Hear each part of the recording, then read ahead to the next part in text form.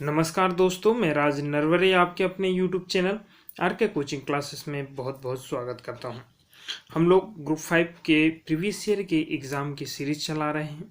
इसमें ये हमारा 5th नंबर का पार्ट है। ठीक है, 16 अप्रैल 2017 का ये सेकेंड शिफ्ट का पेपर है। इसके पहले के जो पेपर हैं वो हम लोग अपलोड कर चुके हैं, तो आप चैनल की प्लेलिस्ट में जाकर देख सकते हैं, या इस वीडियो के लास्ट में भी आपको मिल जाएंगे, वहाँ से भी आप इन्हें देख सकते हैं। ठीक है, तो प्लीज़ वीडियो को लास्ट तक देखिएगा। इसमें ग्रुप 5 के जो 25 क्वेश्चन हैं, जो नॉन टेक्निकल पार्ट से हिंदी, इंग्लिश, मैथ्स, रीजनिंग के जो क्वेश्चंस आपके 25 नंबर के यहाँ पे बनते हैं, वो क्वेश्चन हम लोग यहाँ पर डिस्कस करेंगे बहुत अच्छे से, और ट्रिक के साथ मैं आपको मैथ्स भी समझाऊंगा, रीजनिंग भी, और हिंदी, इंग्लिश भी आपको यहाँ पर बताई जाएगी। ठीक है, तो प्लीज़ वीडियो को लास्ट तक देखिएगा।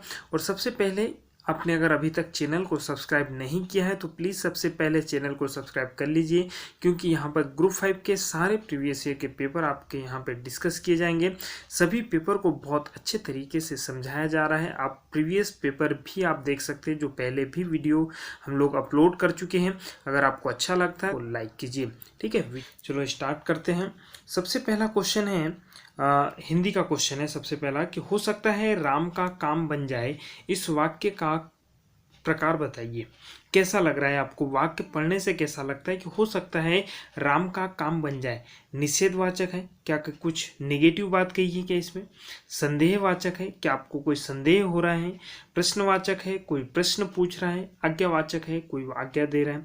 क्या लग रहा है आपको वाक्य पढ़ने से? तो देखो, इसमें बोला है कि हो सकता है राम का काम बन जाए, तो हो सकता है मतलब हो भी सकता है और ना भी हो सकता है ना?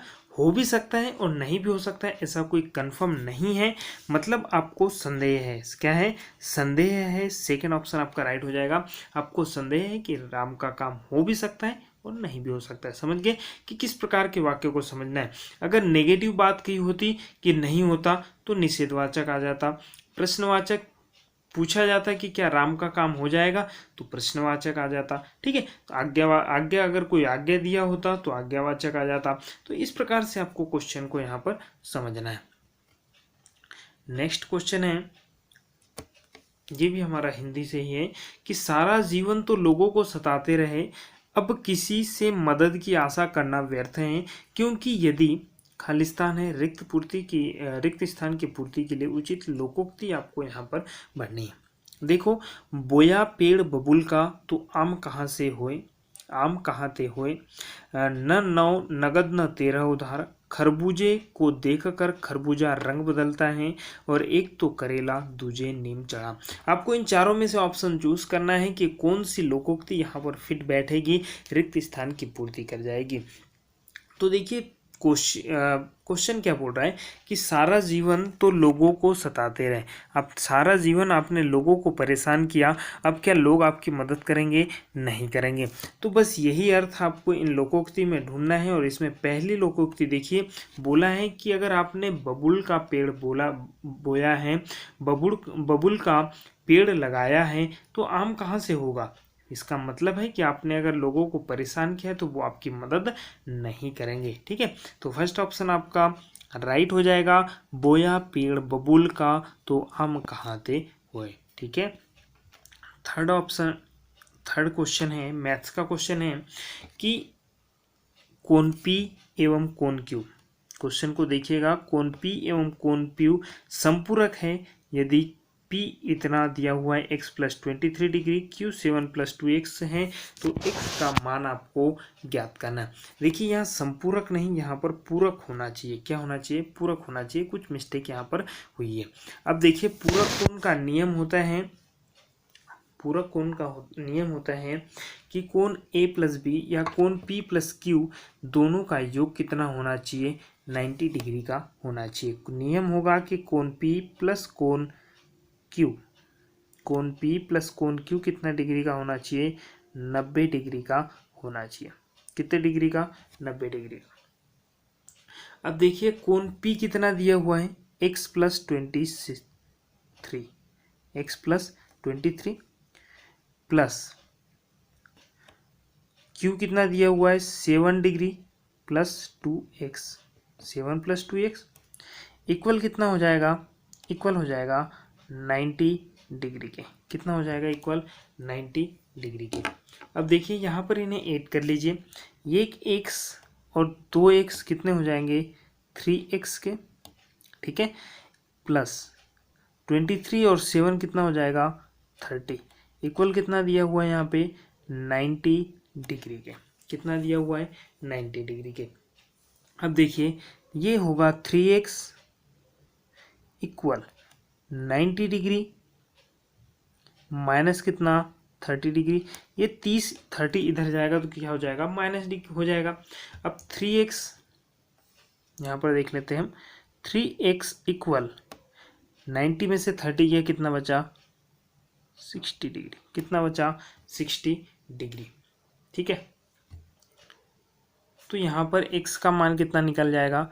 x इक्वल 60/3 है ना। 3 से 60 कैंसिल हो जाएगा, कितनी बार? 20। कितनी बार? 20। तो x का मान कितना निकल गया यहाँ पर? 20 डिग्री। x का मान कितना निकल गया? 20 डिग्री। कैसे करेंगे समझ आया? देखो सबसे पहले तो पूरक कोण बोला गया है कि P और Q जो है एक दूसरे के पूरक कोण है, संपूरक नहीं। यहाँ पर आपको पूरक करना है। जब पूरक कोण है तो पूरक कोण की कंडीशन होती है कि दोनों कोणों का योग 90 डिग्री के बराबर होगा। कितना होगा? 90 डिग्री के बराबर होगा। अब हमने कोण P और कोण Q को जोड़ दिया, दोनों का योग कितना हो गया? 90 डिग्री। कोण P का मान हमें ये दिया हुआ है x + 23 डिग्री, और कोण Q का मान 7 + 2x लिया हुआ है। दोनों को हमने यहाँ पे क्या कर दिया? ऐड कर दिया। दोनों को क्या किया? यहाँ पे ऐड कर दिया। अब जब दोनों एक यहाँ पे इसे और यहाँ पे इसे ऐड कर लिया तो कितना? 90 डिग्री बता दिया भाई। दोनों का योग कितना है? 90 डिग्री। x और x वाली संख्या को जोड़ा 3x प्लस 23 और 7 को जोड़ा 30 आ गया, इक्वल 90 डिग्री। तो 3x इक्वल कितना? 90 डिग्री माइनस 30। 3x इक्वल हो गया 90 में से 30 क्या? 60 डिग्री। अब x का मान निकालने के लिए 60/3, 3 इधर आ जाएगा, यहाँ पे 3 डिवाइड करेंगे तो कितना आ जाएगा? 20 डिग्री। हो यही आपका आंसर हो जाएगा, ठीक है। फिर बोला गया है कि 10140 और 101360 का मान आपको ज्ञात करना है। तो इसका मान जो है 10,000 के बराबर होगा। आप इसे सॉल्व कर लीजिएगा, सॉल्व करके देखिएगा, इसे 10,000 के बराबर हो जाएगा, ठीक है। नेक्स्ट क्वेश्चन है कि सांद्रित चाशनी गर्म जल में चीनी के विलयन द्वारा तैयार की जाती है। ठंडी होने पर चीनी के क्रिस्टल अलग हो गए, यह संकेत करता है, ठीक है। साइंस का क्वेश्चन है। भौतिक परिवर्तन जो कि उत्क्रमित हो सकता है, रासायनिक परिवर्तन जो कि उत्क्रमित हो सकता है, उत्क्रमित मतलब रिवर्स हो सकता है, भौतिक परिवर्तन जो कि उत्क्रमित नहीं हो सकता है, और रासायनिक परिवर्तन जो कि उत्क्रमित नहीं हो सकता है। देखिए सांद्रित चाशनी गर्म जल में चीनी के विलयन द्वारा तैयार की जाती है। ठंडी होने पर चीनी के क्रिस्टल अलग हो गए, यह संकेत आपका क्या बताता है? ये संकेत आपका बताता है कि इसमें फिजिकल चेंज हुआ है, भौतिक परिवर्तन हुआ है, और उत्क्रमित हो सकता है, ये रिवर्स भी हो सकता है, रिवर्स हो सकता है, ठीक है। चीनी के क्रिस्टल आपने चाशनी बनाने के बाद अगर चीनी के क्रिस्टल अलग कर दिए, मतलब चीनी जैसी थी वैसी ही है, उसमें कोई भी परिवर्तन नहीं हुआ है, तो ये आपका क्या होता है? भौतिक परिवर्तन होता है। आर्टिकल्स वाले क्वेश्चन हर एग्जाम में आने हैं आपके। आर्टिकल के 2 क्वेश्चन तो कंपलसरी है, आपके आने ही आने हैं, ठीक है। तो ये है question, you need to make blank a conscious effort to move away from blank past, ठीक है। तो you need to make, अब सबसे पहले तो मैंने आपको बताया था कि आपको स्वर और व्यंजन का पता होना चाहिए कि ए का व्यंजन के साथ यूज़ किया जाता है, व्यंजन प्रोनाउंसिएशन के साथ यूज़ किया जाता है, और एन का स्वर के साथ यूज़ किया जाता है। देखो एन तो कहीं पर भी नहीं लग रहा है, तो आपका थर्ड ऑप्शन तो पहले ही गलत हो जाएगा, ठीक है। फिर सेकेंड ऑप्शन भी गलत हो जाएगा क्योंकि यहाँ भी कहीं एन नहीं लग रहा है। फिर बोला है you need to make a conscious effort to move away from the past, ठीक है। तो यू नीड अ दो ऑप्शन है, तो इसमें से पहले में ए आएगा तो सेकंड में कौन सा आ जाएगा, द आ जाएगा। सेकंड में कौन सा आएगा, द। ये फोर्थ ऑप्शन भी फिर आपका गलत हो जाएगा। तो इस तरीके से आपका फर्स्ट ऑप्शन जो है राइट हो जाएगा, A. You need to make a conscious effort to move away the from the past. Reasoning का क्वेश्चन है कि यदि सिंबल को आप LOMBYS से कोडित किया जाता है तो लिक्विड को आप क्या लिखेंगे, ये आपको बताना है। देखो कैसे उन्होंने कोडित किया है। एल जो है, एल को एल रहने दिया उसने, एल को एल ही रहने दिया, ओ को ओ ही रहने दिया। MB वाला जो है उसमें पहले M लिखा और फिर उसके बाद B लिखा है, और Y को फिर Y जैसा, S को फिर S जैसा। ठीक है, बस इसी को आपको चेंज करना है, उल्टा करते जाना है। जैसे यहाँ D है तो पहले D लिखेंगे हम, D है तो उसको कुछ नहीं D लिखेंगे। I है तो हम I को I ही लिखेंगे। अब UQ है तो उसे हम QU लिख देंगे, QU लिखेंगे, थोड़ा उल्टा करेंगे। और IL जो लिखा हुआ है,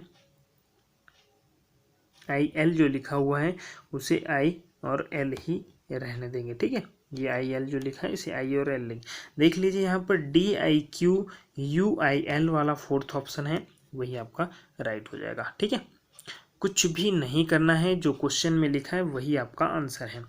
आठवां क्वेश्चन दिखा है कि my sister has decided to blank with me. My sister has decided, मेरी सिस्टर ने डिसाइड किया है ना। My sister has decided to move about with him, move in with him. My sister had decided to move in with him. ठीक है, 9वां question है, maths का question है, बहुत ही इजी क्वेश्चन है, कुछ भी नहीं करना है आपको।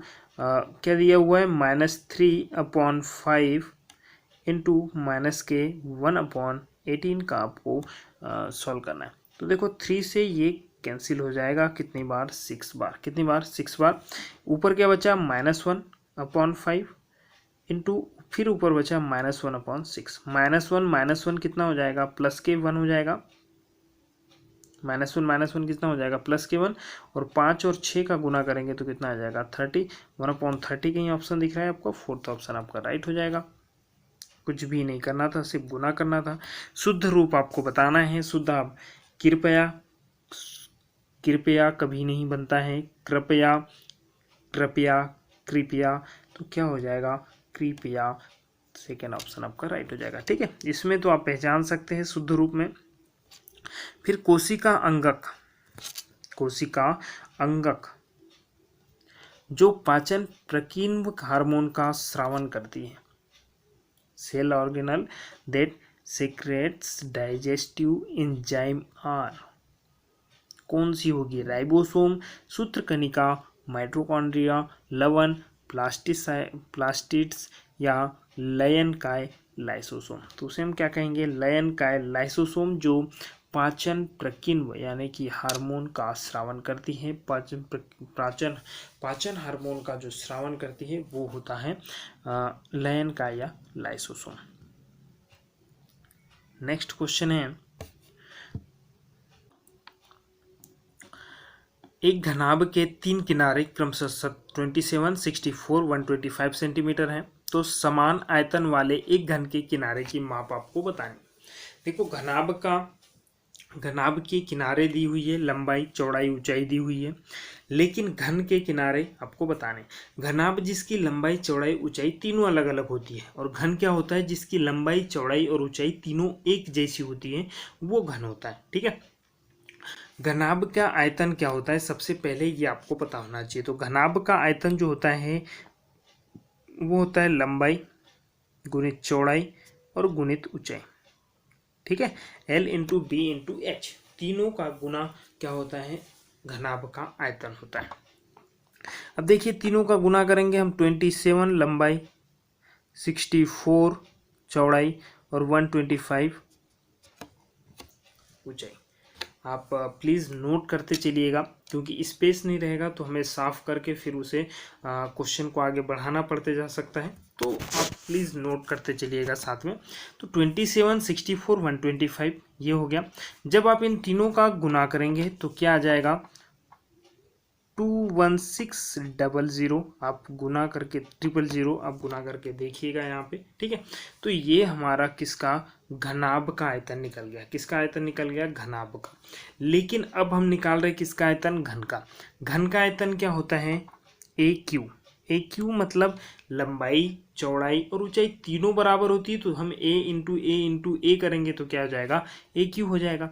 अब इसने बोला कि घनाभ का आयतन और घन का आयतन दोनों बराबर है, तो ये हो गया हमारा घन का आयतन और बराबर घनाभ का आयतन क्या है, 216,000।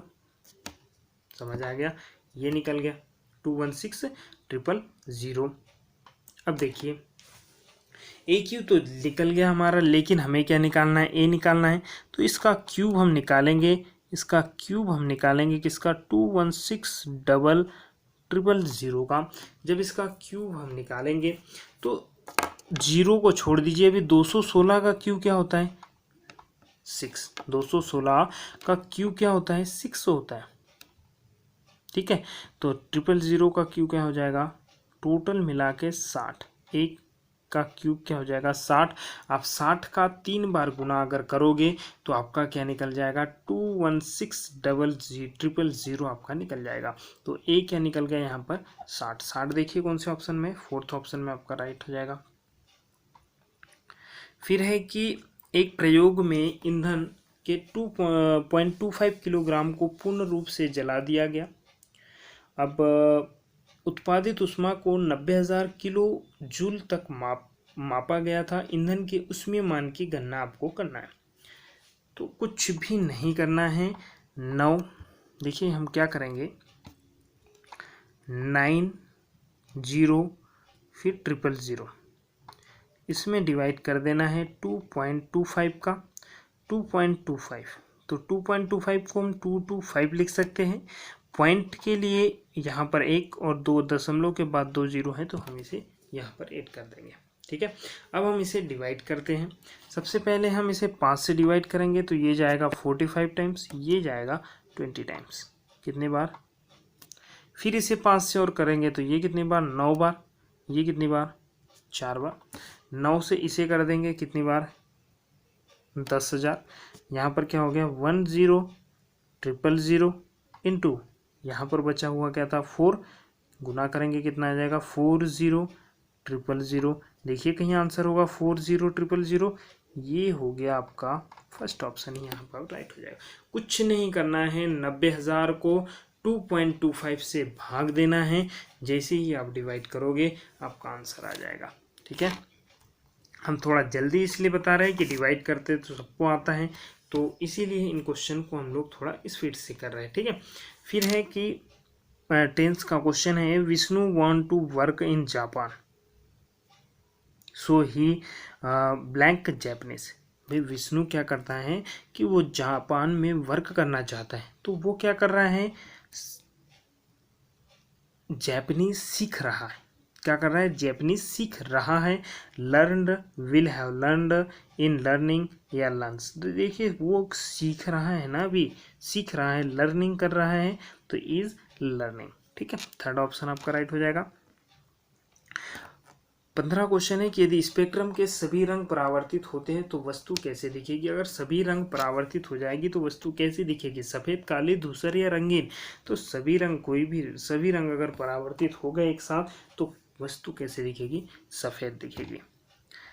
16वां क्वेश्चन है कि नवंबर 2016 में केंद्रीय प्रत्यक्ष कर बोर्ड के अध्यक्ष किसे बनाया गया था। तो 2016 में सुशील चंद्र थे, लेकिन अभी कौन है, प्रमोद चंद्र मोदी। अभी कौन है, प्रमोद चंद्र मोदी। ये आपको याद रखना है, अभी है प्रमोद चंद्र मोदी, ठीक है। 17 क्वेश्चन है कि sadly our new product has faced a total blank of consumer interest।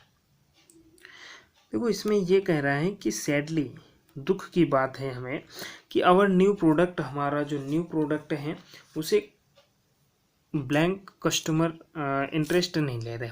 अब कितने, शॉर्टेज, लेक, सिटी, स्कैरसिटी या डिसपॉइंटेड। तो तो देखिए सबसे पहली बात तो यहाँ पर सभी शॉर्टेज लेक एक ही मतलब होता है, लेकिन थोड़ा थोड़ा अंतर होता है। तो यहाँ पर आपका लेक जो है वो आएगा कि sadly our new product has faced a total lake of consumer interest, मतलब कम लोग जो है उसके प्रोडक्ट में जो है इंटरेस्ट ले रहे हैं। ठीक है। 18वां क्वेश्चन कि जनवरी 2017 को नेताजी सुभाष चंद्र बोस का कौन सा जन्म दिवस मनाया गया? 120, 121, 122 या 123? तो 120 आपका ऑप्शन राइट हो जाएगा, फर्स्ट ऑप्शन आपका जो राइट हो जाएगा। सुभाष चंद्र बोस की अगर बात करते हैं तो जिन्होंने आज़ाद हिंद फौज की रचना की थी, आज़ाद हिंद फौज की स्थापना की थी, और जय हिंद का नारा जो है इन्होंने दिया था, और एक बहुत ही ज़्यादा फेमस नारा है, तुम मुझे खून दो मैं तुम्हें आज़ादी दूंगा। ये भी क्वेश्चंस बन सकते हैं एग्जाम में, तो आपको याद रखना है। ठीक है। 19 नंबर का क्वेश्चन है, ये आर्टिकल से संबंधित है। एक क्वेश्चन हम लोग देख चुके, मतलब हर एग्जाम में 2 क्वेश्चन आर्टिकल के बन रहे हैं। ठीक है। She went to market purchase blank few groceries and blank kilogram of apple and the went home. देखिए मैं आपको पहले भी बताया कि जो भी चीज़ अगर काउंटेबल है तो वहाँ पर ए अंदर का यूज़ करना है। बस अर्थ ये है कि आपको वहाँ देखना है कि व्यंजन स्वर आ रहा है या व्यंजन आ रहा है या स्वर आ रहा है। ठीक है। कॉन्सोनेंट है या वोवेल है। यहाँ पर देखिए सबसे पहले ग्रोसरीज की अगर बात करें तो ग्रोसरीज जो भी सामान है अगर यहाँ हम लोग खरीद के ला रहे हैं मार्केट से जो भी है, तो हम उसे अगर काउंट कर पा रहे हैं, यहाँ पर बोला है कि काउंट हम उसे कर पा रहे हैं, तो उसके लिए आपको ए एन द का यूज़ करना है। ठीक है। मतलब द ए एन का यूज़ करना है, द तो यहाँ पे आएगा नहीं। तो फर्स्ट ऑप्शन, सेकेंड ऑप्शन आपका ये राइट गलत हो जाएगा, ये भी गलत हो जाएगा। ठीक है। बात करते हैं थर्ड ऑप्शन। थर्ड ऑप्शन में देखिए आपको एन दिख रहा होगा लास्ट में, यहाँ एन लग सकता है क्या? सेकेंड वाले में एन नहीं लग सकता, मतलब ये भी गलत हो जाएगा। तो जब हमारे तीनों ऑप्शन गलत हो गए तो फर्स्ट ऑप्शन जो है राइट हो जाएगा। क्या है कि she went to market purchase a few groceries and a kilogram of apple and then went. और मैंने आपको बताया था कि प्रति किलोग्राम, पर किलोग्राम का अगर जहाँ भी उच्चारण होता है तो वहाँ पर अ जरूर लगता है। ठीक है।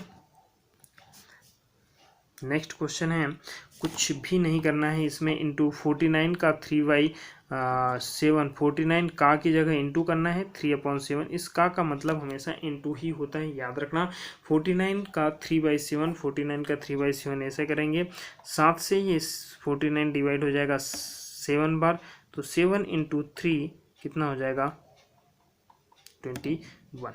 आपका फर्स्ट ऑप्शन राइट हो जाएगा। 1 सेकेंड का क्वेश्चन है। फिर है कि 25 पेनों का क्रय मूल्य 20 पेनों के विक्रय मूल्य के बराबर है, तो लाभ अथवा हानि का आपको प्रतिशत बताना है। देखिए विक्रय मूल्य और क्रय मूल्य, क्रय मूल्य क्या होता है? जिस मूल्य पर हम किसी सामान को खरीदते हैं। विक्रय मूल्य क्या होता है? जिस मूल्य पर हम किसी सामान को बेचते हैं।